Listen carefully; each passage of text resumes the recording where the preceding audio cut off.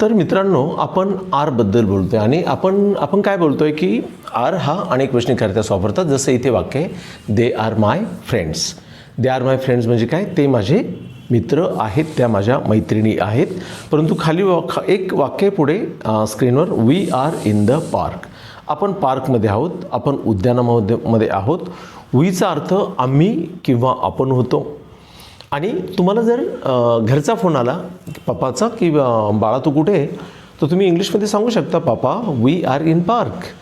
पापा आम्ही उद्यानामध्ये आहोत.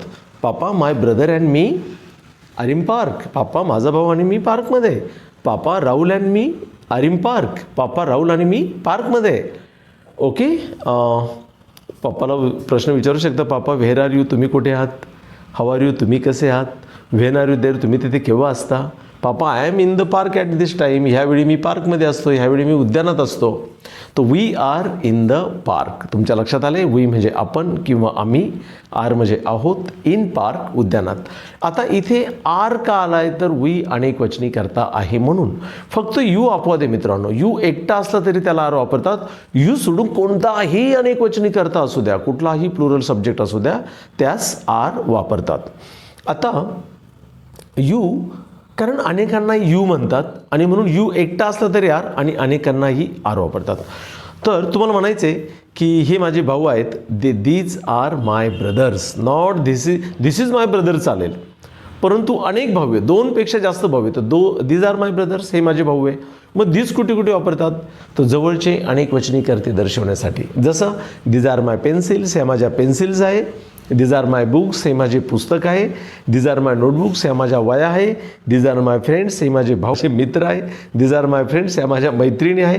दे आर माय फ्रेंड्स, ते माझे मित्र आहे, त्या माझ्या मैत्रिणी. पण दीज आर माय फ्रेंड्स, हे माझे मित्र आहे, ह्या माझ्या मैत्रिणी आहेत. आता the book is on the table. तुम्हाला बघा, हे प्रिपोजिशन आहे ऑन. तर ऑन म्हणजे च्यावर, इन म्हणजे आत, इन द म्हणजे च्यामध्ये आत, अबव म्हणजे च्यावर, बिलो म्हणजे च्या खाली, डाऊन म्हणजे फक्त खाली. ओके. तर इतकं सोपं इंग्लिश मित्रांनो. We are in the park, the book is on the टेबलचा अर्थ आहे पुस्तक, म्हणजे पुस्तक टेबलवर आहे, पुस्तक चार पायवर आहे असं तुम्ही म्हणू शकता. नेक्स्ट सेंटेन्स आहे, you are my best friend, तू माझा सर्वोत्कृष्ट मित्र आहे. आता याचे मात्र दोनच अर्थ होतील. एक अर्थ होईल तू माझा सर्वोत्कृष्ट मित्र आहेस, आणि दुसरा अर्थ होईल तू माझी सर्वोत्कृष्ट मैत्रीण आहे. हा, पण तुम्ही माझी सर्वोत्कृष्ट मित्र आहे असा नाही अर्थ होणार. का नाही होणार मित्रांनो, ओळखा. बघा तिथे फ्रेंडला यस नाही लागलेला. तुम्ही फक्त फ्रेंडला तिथे यस लिहा. आता पुढचे दोन वेगळे अर्थ होतील. तुम्ही माझे सर्वोत्कृष्ट मित्र आहात आणि तुम्ही माझ्या सर्वोत्कृष्ट मैत्रिणी आहात. पण आता इथे यस नाही आहे. मग दोन अर्थ याचे, तू माझा सर्वोत्कृष्ट मित्र आहेस, तू माझी सर्वोत्कृष्ट मैत्रीण आहेस. Okay. You are my best friend. बघा नेक्स्ट वाक्य आहे, it is a sunny day. Yes, काय अर्थ आहे, it is a sunny day म्हणजे काय, हा एक चांगला उबदार दिवस आहे, उन्हाचा दिवस आहे, प्रकाशाचा दिवस आहे असा अर्थ आहे. नेक्स्ट वाक्य बघा, the keys are in the drawer. या, the keys are in the drawer. या friends, I am going to teach you as American and British way. आता इंडियात मला याला म्हणतील ड्रॉवर. ओके, आर, तर not like that. I would like to tell you in next video that why to pronounce R और drawer. तर बघा, the keys are in the drawer म्हणजे चाव्या ड्रॉवरमध्ये आहेत, चाव्या ड्रॉवरमध्ये आहेत. नेक्स्ट सेंटेन्स आहे, वी आर हॅपी टुडे. काय वाक्य मित्रांनो, वी आर हॅपी टुडे. काय अर्थ तुम्ही गेस करा आणि मला कमेंट अँड बॉक्समध्ये लिहून पाठवा. याचा अर्थ नक्की तुमच्या भाषेत वापरा, लिहा, चुकू द्या, नो प्रॉब्लेम. तुम्ही ट्राय करा. समज असेल तर येस म्हणा, नाही समजलं तर नो म्हणा. कॉमेंट करा, लाईक करा आणि ह्या व्हिडिओला सबस्क्राईब करा. अजून असे खूप सारे व्हिडिओ तुम्हाला शिकायला मिळतील. परंतु अजून डिटेल तुम्हाला इंग्लिश शिकायचं आहे, खूप डिटेलमध्ये शिकायचं आहे, तर आपलं VCS इंग्लिश अकॅडमी नावाचं ॲप आहे प्ले स्टोअरवर.